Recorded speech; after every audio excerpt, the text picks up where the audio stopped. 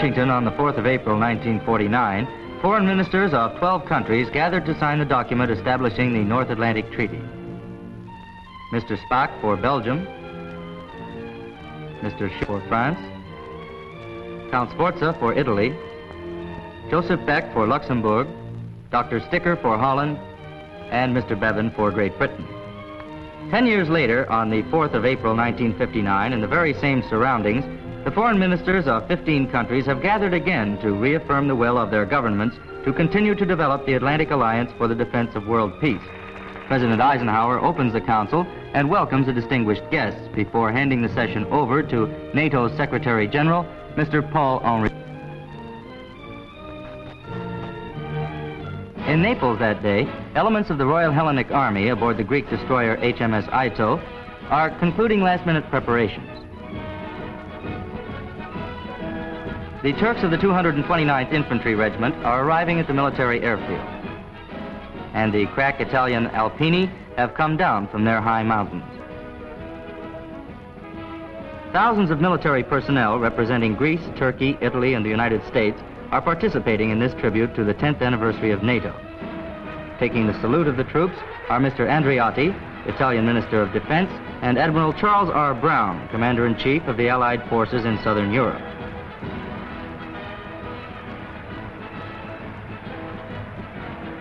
The Turkish honor guard of the 229th Infantry Regiment, who volunteered to serve in Korea as the first Turkish contingent there. Italy has contributed students of its Nunziatella military school. An Italian paratroop corps. The Alpini on their mechanical mules. And the most popular of all, the elite Bersaglieri Corps. The U.S. Army's Honest John rocket, regarded as one of the most mobile weapons in the United States arsenal. Anchored in the Bay of Naples are destroyers of the French, Greek, Italian, British, and United States navies. Open visits to these ships follow the parade. On the same day, on the Halleplatz in Mainz, General Norstad, Supreme Allied Commander for Europe, General Valois, General Speidel, and Air Marshal Sir George Mills are reviewing elements of the armed forces of the nations in the Central Europe Command. The French are marching past, followed by a British infantry regiment.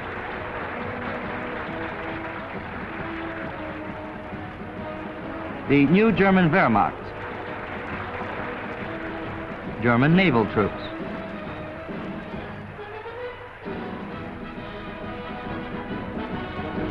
A Belgian engineering corps. And American personnel of the Allied Forces Central Europe.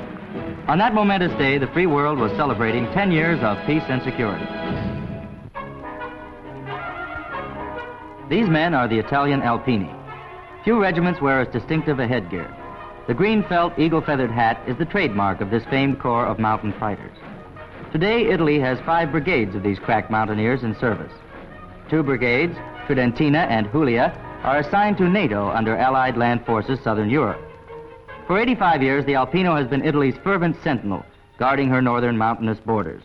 In defending the vital alpine passes and jagged peaks along this frontier, the Alpino is actually safeguarding the very mountains in which he was born. Generation after generation of Italian mountaineers volunteer to complete their military service as alpine troopers. The Alpino's pre-service mountain life prepares him well for his tough military assignment. But it's only after completing a cycle of intensive training and maneuvers that the young recruits will qualify as alpine soldiers.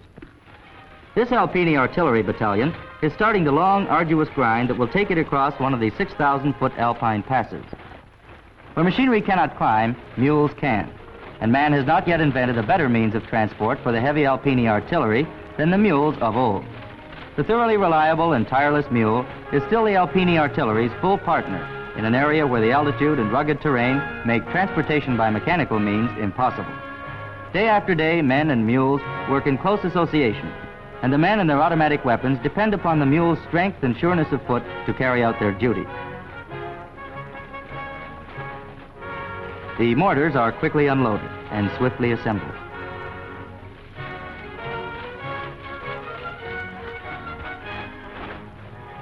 They're ready for action in a matter of minutes.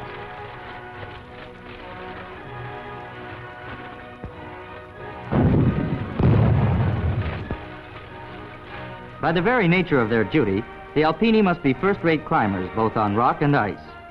Scaling a sheer wall of rock is all in a day's work for the Alpini. Laden with arms and equipment, they can scale the highest cliff with speed and efficiency.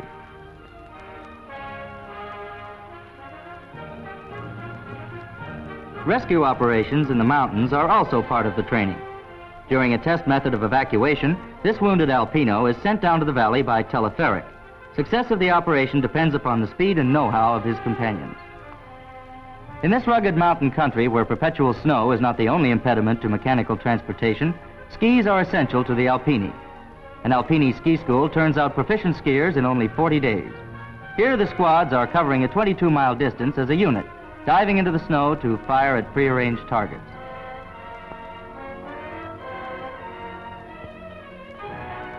Despite the difficulties of Alpini duty, each year thousands of young Italian men enlist in the Alpini brigades and thus become sentries of Italy's mountainous borders, the sentries of the vital Alpine passes.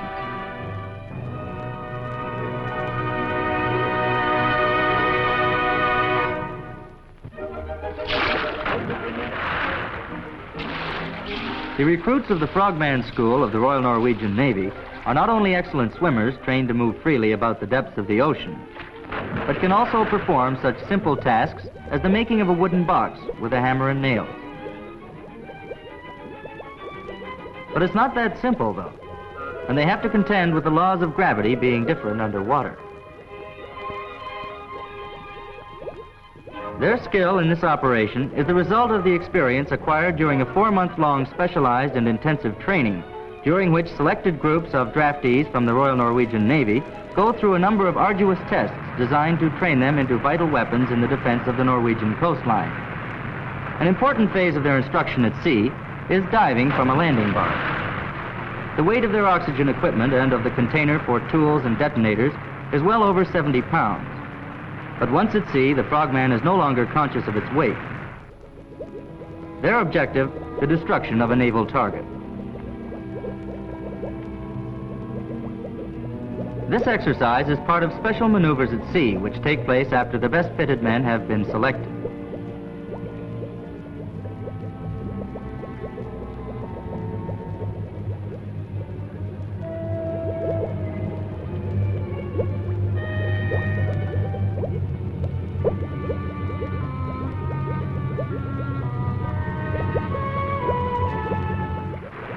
They can regard their mission as accomplished after they have been picked up through the system of hook and loop applied manually from a landing barge with a minimum of delay to avoid enemy detection.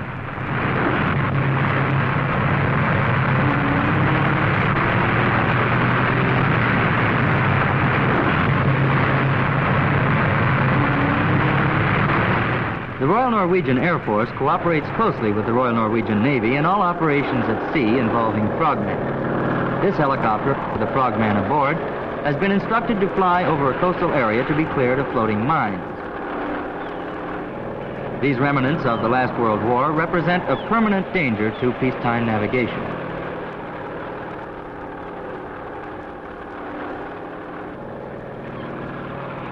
This frogman, as he climbs back into the helicopter after a job well done, can be justly proud of belonging to the Norwegian School of Frogmen.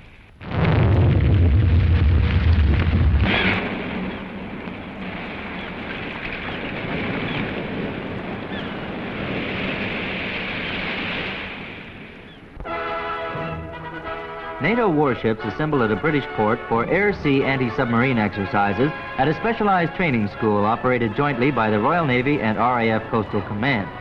NATO aircraft specially equipped for anti-submarine warfare will also participate.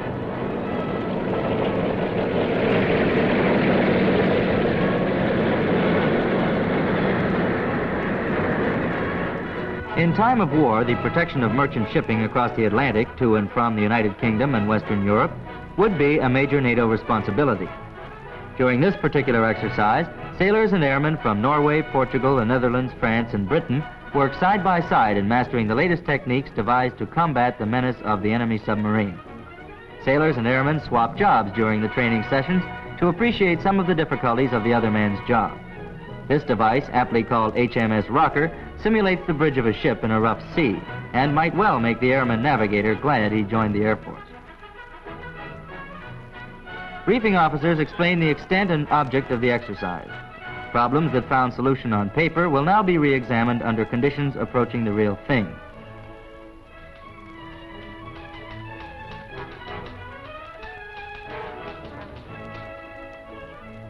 Allied ships put to sea for the exercise, in which a Dutch submarine will simulate an enemy intruder into Allied coastal waters.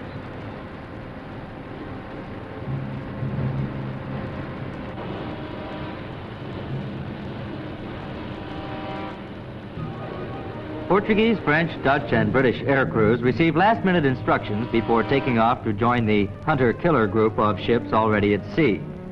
Success in this operation demands the closest coordination between sailor and airman. This Portuguese aircraft will work together with the long-range RAF Coastal Command Shackleton, and the two aircraft will use standardized NATO search and communication procedures.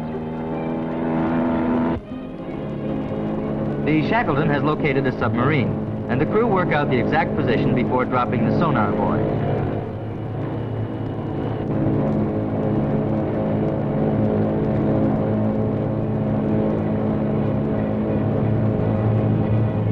It will probe the depths to relay the underwater echo of the enemy to the hunting group of ships. The Norwegian destroyer Narvik is near at hand, and the captain calls for full speed as the crew goes to action stage. HMS Whitby, one of Britain's latest anti-submarine frigates, comes up fast. Today, submarines are faster, have longer underwater endurance, and are equipped with more powerful weapons. NATO's answer to the undersea menace is a revolutionary weapon development and relentless training in practical procedures standardized to the highest possible degree. HMS Whitby swiftly loads its 3-barrel Nimbo projectors and launches an attack pattern of 6 300-pound depth charges.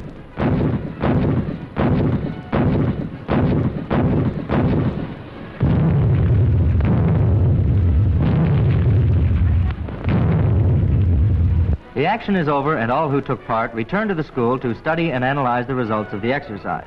What went right, what went wrong, and why. To ensure the sea lanes of communication upon which the whole Atlantic Alliance depends, NATO sea and air forces must work and train together. Under the Supreme Commander, the defense of Europe is now the responsibility of 4 commanders-in-chief. The Central Command, with headquarters at Fontainebleau, covers the area from northern Italy to the southern borders of Denmark. The Northern Command includes the area from Denmark north, with headquarters at Oslo in Norway. The Southern Command, with headquarters at Naples, includes the area from northern Italy through Greece to the eastern borders of Turkey.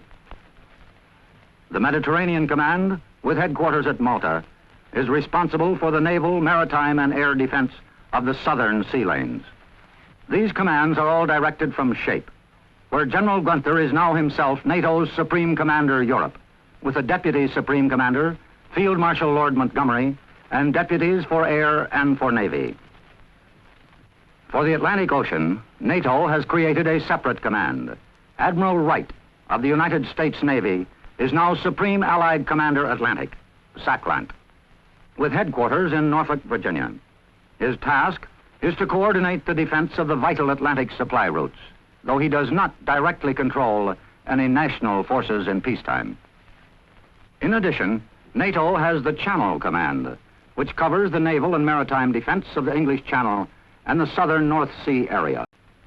The body that governs and directs the whole military effort is the North Atlantic Council. It was decided in 1952 that this council must be able to meet regularly and at short notice if necessary, and that it should be served by an international staff. Paris was selected as the headquarters. Each of the 14 countries appointed a permanent representative who has authority to speak for his government. To head the international staff, the council appointed Lord Ismay. On my staff, there are nationals drawn from all the 14 member countries. For instance, my deputy is a Dutchman, and there are 3 assistant secretary generals, 1 Italian, 1 French, and 1 an American. But none of us regard ourselves as nationals of our own countries. We regard ourselves as an international team dedicated to the service of the Atlantic Alliance as a whole. Broadly speaking, it is our job to look after the political and economic problems of the alliance, and in particular, to guide, sustain, and support the Supreme Commanders in every possible way, to do our best to ensure that they have the tanks, the men, the guns, the equipment, the airfields, and all the manifold equipment that they need to do their job, the job of preserving the peace.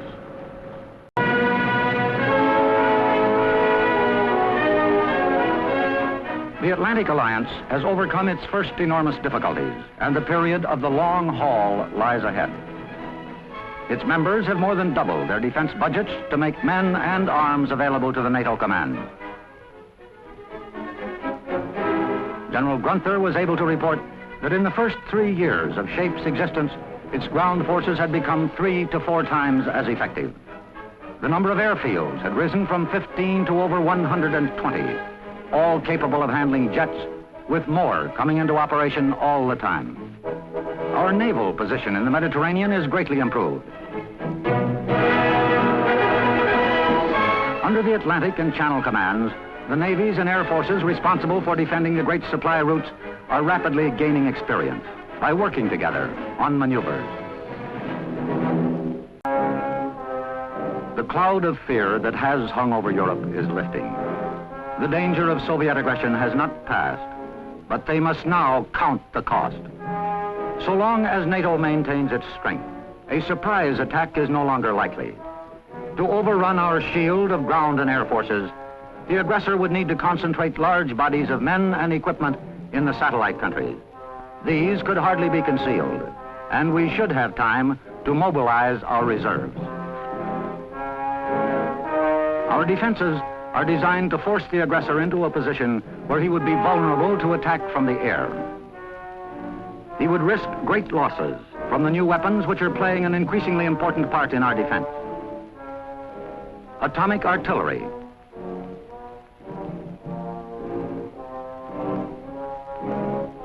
guided missiles, and short and long-range atomic bombers, whose power of instant retaliation is a constant deterrent to any would-be aggressor.